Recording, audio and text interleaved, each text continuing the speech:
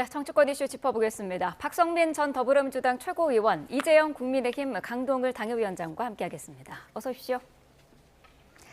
자, 이혜훈 기획예산처 장관 후보자와 관련된 의혹들이 계속해서 나오고 있습니다. 이번에는 재산 문제도 불거졌는데 후보자가 175억 7천만 원을 재산으로 신고를 했어요. 이게 6년 만에 100억 원이 넘게 늘어난 거더라고요. 네, 맞습니다. 6년 전에는 증권으로 배우자 명의의 회사채만 3억 원 정도를 신고를 했었는데요. 네. 이번에는 가족 명의 증권만 121억 가량 되는 상황입니다. 그렇기 때문에 여기에 대해서 지금 뭐 후보자 측의 해명은 실질적인 재산 변동은 없었지만 국회를 퇴직함으로써 비상장 주식의 백지 신탁이 풀렸다. 네. 그래서 비상장 주식 신고 기준이 액면가에서 평가액으로 변경된 데에 따라서 재산이 대폭 상승된 것처럼 보이는 것뿐이다라고 해명을 했는데 사실 이 외에도 지금 여러 가지 뭐 땅에 대한 논란이라든지 아니면 뭐 상가를 쇼핑했다라는 논란이라든지 이런 이야기들이 계속 나오고 있는 상황이기 때문에 어쨌거나 국민들의 입장에서 보았을 때는 굉장히 고액의 재산을 보유하고 있는 것이고 네. 그 증가액의 폭 자체는 볼 수가 있는 거거든요.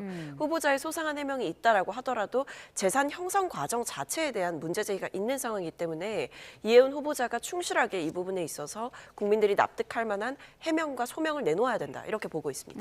자녀들에게까지 범위를 넓혀보면 부동산도 7곳을 보유하고 있다는 거잖아요. 이거 좀 이례적인 상황 아니겠습니까? 많네요, 꽤.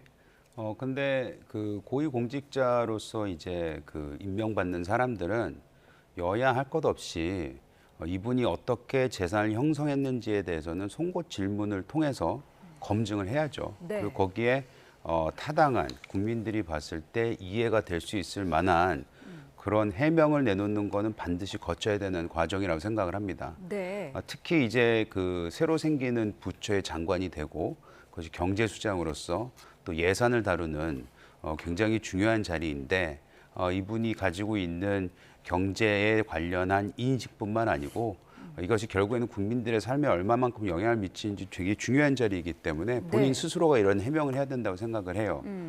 이제 급격히 재산이 늘어난 것에 대해서는 나름 이제 언론을 통해서 본인이 해명을 하고 있고 그것이 만약 맞다면은 그것만으로 과연 비판을 받을 수 있는지에 대해서 좀 더 검증을 해봐야 되겠지만 네. 만에 하나 예를 들어서 비상장 회사에 이제 그 주식을 취득하는 과정에서 불법이 있지 않았는지 아니면은 그 취득하는 과정에서 쓰였던 자금이 출처가 어디였는지 이런 것들에 대해서는 소상하고 좀 투명하게 공개를 해야 된다. 그리고 자식들이 가지고 있는 그 어린 나이에 가지고 형성한 셋 다 한 5, 6억에서 7억까지 이제 보유를 하고 있는 것 같던데 여러 가지 주식 형태나 뭐 부동산 그런 것들도 그 어린 나이에 어떻게 그러면은 그 자금을 네. 마련할 수 있었는지 증여는 제대로 됐는지 증여세는 제대로 냈는지 이런 것들에 대한 좀 철저한 검증은 돼야 된다고 생각을 합니다. 네. 후보자 아들이 특혜를 받았다는 의혹도 있어요. 셋째 아들이 입시 스펙을 쌓기 위해서 국회 인턴 활동을 했는데 이른바 이게 엄마 찬스라는 게 국민의힘의 주장이거든요. 어떻게 보고 계세요? 뭐 그때 당시에 이혜훈 씨의 아들이 어떻게 이제 국회 인턴을 하게 됐는지는 좀 살펴볼 필요는 있을 것 같습니다. 네. 아무래도 이제 국회의원실에서 인턴을 하는 것 자체가 뭐 여러 면에서 본인에게 이제 스펙을 좀 업그레이드하는 차원일 수 있는 기타 활동인 거잖아요. 다만 이제 후보자의 입장은 입시에 활용된 바가 없다. 사실 이게 논란이 되는 이유는 이제 입시에서 좀 우위를 점할 수 있는 요소가 되기 때문인 거고 네. 남들이 쉽게 갖기 어려운 그 기회를 어떻게 후보자의 아들이 얻게 되었느냐. 그러니까 입시에 활용할 수 있는 중요한 요소인데 이걸 어떻게 하게 된 거냐 이 부분이거든요. 네. 그래서 저는 여기에 대해서 입시에 활용되지 않았다라고 한다면 사실 인턴을 한 것 자체가 문제가 될 수는 없다. 왜냐하면 후보자 본인의 뭐 의원실에서 인턴을 한 것도 아니었기 때문에 인턴을 했다라는 것만으로 문제를 삼을 수는 없을 것이다라는 생각이 듭니다. 그래서 중요한 것은 이 수시라든지 이런 부분에 본인이 이 스펙을 썼는가 이 부분이 중요할 것 같고 네. 이 외에는 이제 김상민 의원실에서 계속해서 인턴으로 근무를 했다라고 하지 않습니까?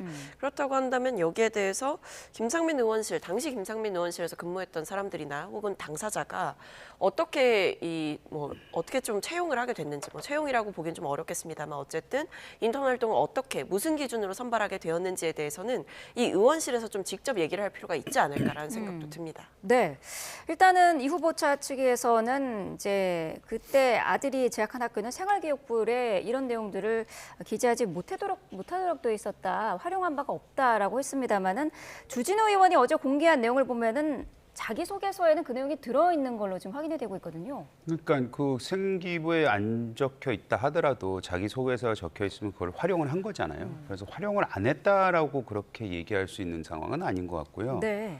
근데 지금 뭐 인턴을 했네 안 했네 그것이 뭐 타당했네 안 했네 이것도 뭐 글쎄요 어떤 과정을 통해서 인턴이 됐는지 그거를 지켜봐야 되겠지만 사실은 그것보다는 좀 더 뼈아픈 지적이 있는 거죠. 왜냐하면은 소위 말한 갑질 논란이 나오면서 본인이 데리고 있던 인턴한테 이제 우리가 녹취록을 다 듣지 않았습니까? 매우 실망스러운 목소리를 들었는데 네.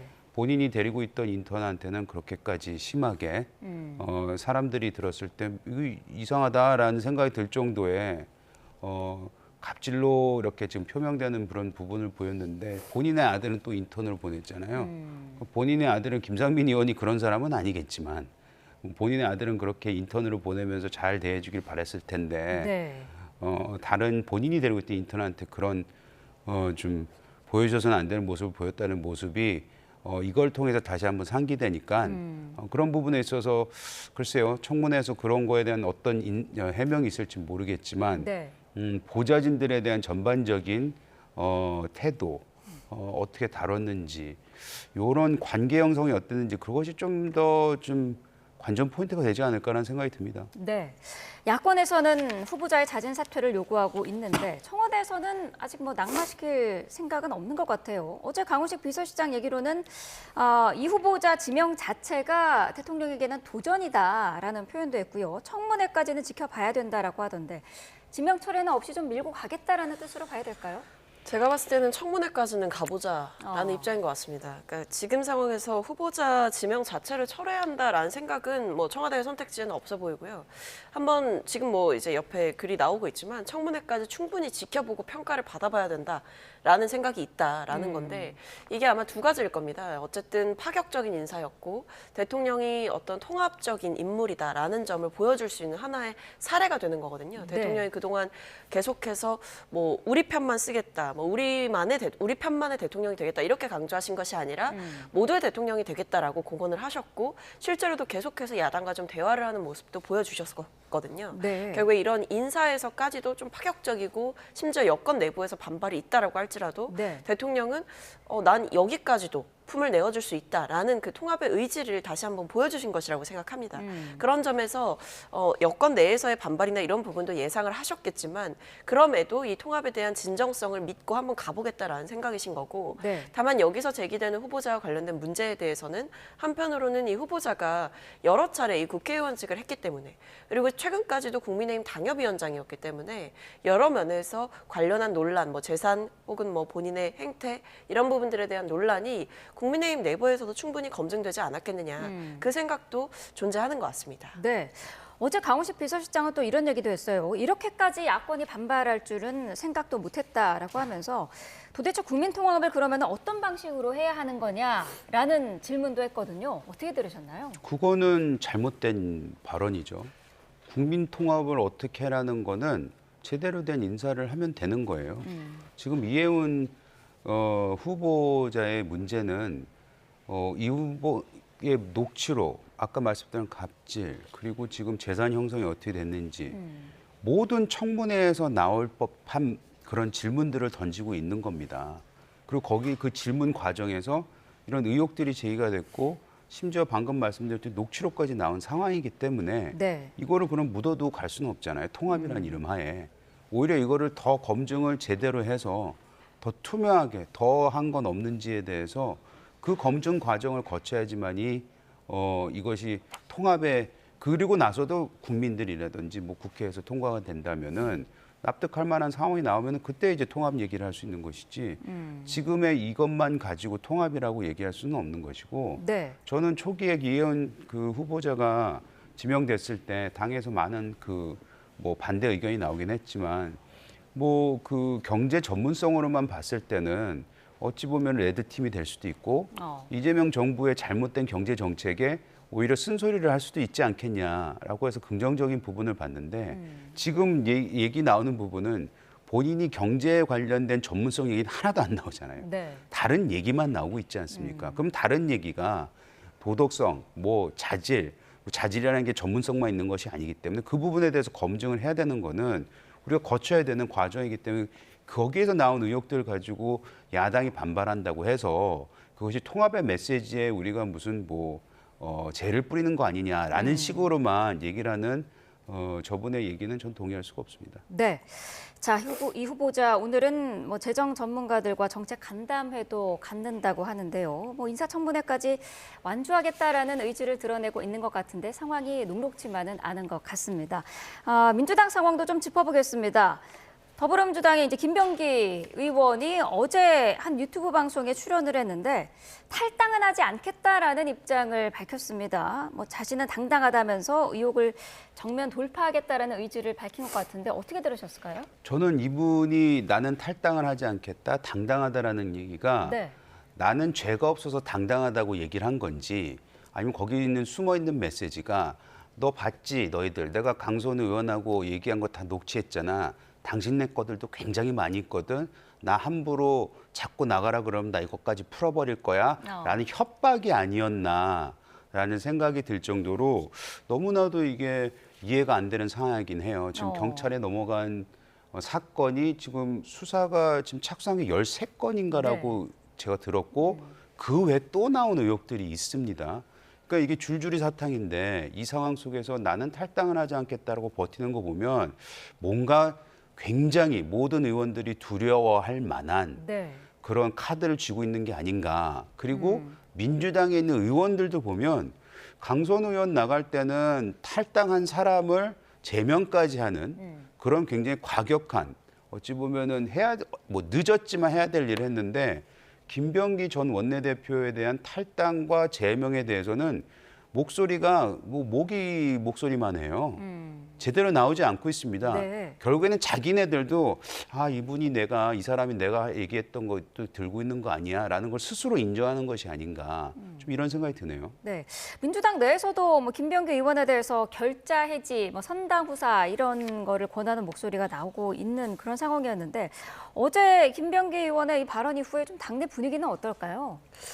그러니까 뭐 사실 이제 김병기 전 원내대표가 이제 본인이 의지를 좀 보여준 거죠. 나는 뭐 결백하고 네. 그리고 뭐 제명을 당하는 한이 있더라도 내가 당을 떠나는 선택은 하지 않겠다라는 얘기는 사실 당에 남겠다라는 얘기인 거거든요. 네. 그렇기 때문에 어떤 외부적인 그 조치가 있지 않고서야 내가 스스로 뭐 당을 나가는 일은 없을 거다라는 건 사실 당내에서 버텨보겠다라는 얘기인 것이고 네. 당내에서 본인의 진정성과 이 의혹에 대한 사실들을 밝혀가겠다라는 의지가 굉장히 강한 상황이기 때문에 사실 이런 그 어떤 본인의 의지나 이런 것들은 뭐 개인이 갖는 것이기 때문에 어쩔 수는 없다라고 하더라도 당내에서는 사실 오히려 이런 좀 중차대한 의혹이 터졌을 때 내가 이 사실관계를 다 밝히고 돌아오겠다라고 얘기를 하고 어느 정도 당적을 좀 한번 정리를 하고 나가는 것이 당 입장에서는 리스크가 좀 줄 수 있다라는 생각을 할 수가 있는 거죠. 그러다 보니까 뭐 박지원 의원께서도 선당후사라는 점을 언급을 하시기도 하셨고 네. 당내에서 여기에 대해서 뭐 당이 어떤 징계 조치나 징계 수위를 고민하기 이전에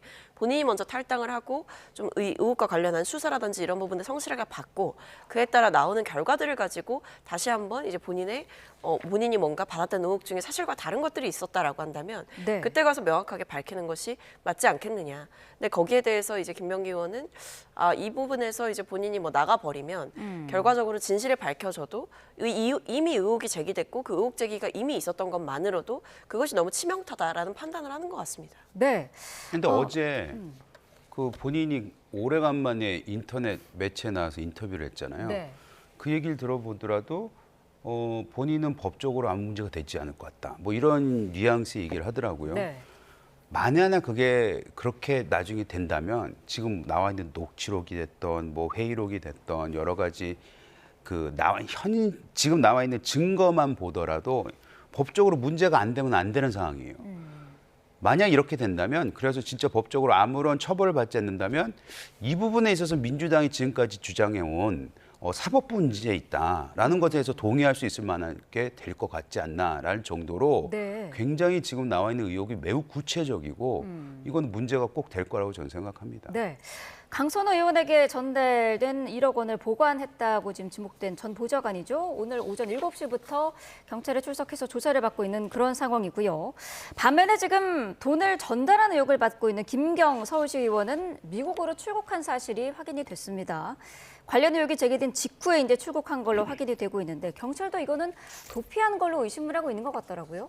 뭐 그래서 이제 본인은 도피가 아니다, 뭐 자녀를 보러 온 것뿐이다, 이제 들어가서 협조를 하겠다라고 뭐 경찰에 얘기를 했다라고 얘기를 하지만 네. 어쨌든 경찰의 수사가 이제 본격화되고 시작되는 시점에 뭐 출국을 한 것은 사실은 의아하죠. 뭐 개인의 어떤 사정이 있었다라고 하더라도 사실은 그 개인적인 사정보다 지금 본인이 어떻게 보면 이 의혹의 당사자이고 네. 뭐 돈을 건넸다라고 돈을 건넨 사람으로 지목되고 있는 상황에서 굳이 해외로 출국을 한다라고 하는 것은 사실은 국민들의 입장에서 봐도 그렇고 정치권에서조차도 너무 좀 예상 가능한 좀 뻔한 수법 아니겠느냐, 그러니까 속이 좀 보이는 수법 아니냐 이런 비판이 일고 있는 상황이기 때문에 네. 본인이 정말 경찰에 통보한 대로 들어가서 수사에 협조를 하겠다라고 얘기를 한 바를 제대로 지키는 모습을 좀 보여야 될 것이다라는 생각이 듭니다. 네, 국민의힘에서는 지금 뭐 경찰이 수사를 일부러 안 하는 거 아니냐, 특히 이제 진종호 의원이 강력하게 얘기를 하고 있는데 그러면서 더욱 특검이 필요하다 그런 입장인 것 같더라고요. 왜냐하면 경찰이 이 의혹들을 인지한 시점과 수사를 지금은 좀 본격적으로 하는 것 같긴 하지만 그 기간이 너무 길었어요. 네. 그렇기 때문에 이건 봐주기 수사 아니냐, 아예 묻고 덮고 가려는 게 아니냐라는 의혹을 충분히 받을 만한 행인들을 본인 스스로들이 했고, 그리고 방금 말씀하셨던 아니 어떻게 김경 의원이 해외 출국한데 그걸 모르고 있다고 얘기를 합니까? 그게 수사가 제대로 되는 건가요? 안 되고 있다는 걸 스스로 얘기를 한 거잖아요. 그리고 김경 의원 같은 경우에는 자식을 보러 갔다고 하지만 이 엄중한 상황에서는 자식이 엄마를 보러 들어와야지 왜 본인이 자식을 보러 나갑니까? 이건 도피성이 너무나도 뚜렷해 보이기 때문에 네. 빨리 들어와야 되는 것도 들어와야 되지만 이 수사 전반에 대해서 의혹을 남을 수밖에 없는 그런 과정을 지켜보면서 이거는 지금 현재 정권이 모든 인사를 쥐고 있는 힘을 가지고 있는 이 경찰이라든지 여기에 있는 사법부에 맡겨놓으면 안 되겠다. 그러니까 사법부나 사정기관에 맡겨놓으면 안 되겠다. 오히려 민주당이 늘 얘기했듯이 본인들이 야당일 때 제대로 된 수사하려면 특히 이런 권력형 비리를 하려면은 특검밖에 가능하지 않겠습니까? 라는 주장을 저희는 타당하게 하고 있는 겁니다. 네. 자, 국민의힘 상황은 요거 짧게 좀 짚어보죠. 김도읍 의원이 정책위의장직을 갑자기 사퇴를 했습니다. 임기가 아직 좀 절반 이상인가요? 많이 남아있는 상태인데 이런 결정을 한 이유는 뭐라고 보세요? 글쎄 나오는 지금 해석은 장동혁 대표에 대한 지도부에 대한 불만, 실망, 포기 뭐 이런 걸로 얘기가 나오고 있는데 네. 그랬으리라고 보여질 수밖에 없는 상황이에요. 왜냐하면 지금 시점에서 사퇴를 했을 경우에는 이것이 무슨 의미를 해석을 넣는지에 대해서 본인이 누구보다도 잘 알 텐데 이렇게 단행한 거 보면은 장동혁 지도부가 매우 흔들리는 게 아닌가, 아니면 앞으로는 더더욱 흔들릴 수도 있겠구나라는 시사점이 남는 부분입니다. 네. 모레 장동혁 대표가 대전환 로드맵을 제시를 한다고 하는데 그 전에 이제 전격 사퇴를 한 거거든요. 어떤 의미가 있다고 보세요? 그러니까 그 발표될 대전환 로드맵이 아마 대전환 로드맵이 아닐 겁니다. 이제 계속 지금의 노선을 굳히는 방향으로의 얘기를 할 거고요. 왜냐하면 이제 뒷얘기가 들리고 있는 것이 이 김도읍 의원이 여러 차례 이렇게 가면 안 된다라는 조언을 장 대표에게 했다라고 하고 심지어 비공개 회의 석상에서 이 특정 여론조사 기관의 여론조사 결과를 얘기하면서 이 장동혁 대표의 노선에 대한 우려를 표명했더니 그 여론조사 결과를 본인은 믿지 않는다라는 취지의 답변이 돌아왔다라고 합니다. 그 자리에서 굉장히 화가 많이 났었다라는 얘기가 있고요. 그러니까 결국 이번 김도읍 의원의 사퇴는 저는 그 의장직 사퇴는 항의성이 맞다. 그리고 실제로도 지금 언론에서도 단독을 달고 나오고 있는 그 이른바 뒷배경을 취재한 기사들을 보면 결국 이 장동혁 대표의 리더십에 대한 불신임과 지금과 같은 노선을 견제하는 견제하겠다라고 하는 장동혁 대표의 의지가 너무 강하기 때문에 네. 아무런 얘기가 들리지 않는 상황에 대한 항의성 사퇴다 이렇게 보입니다. 네.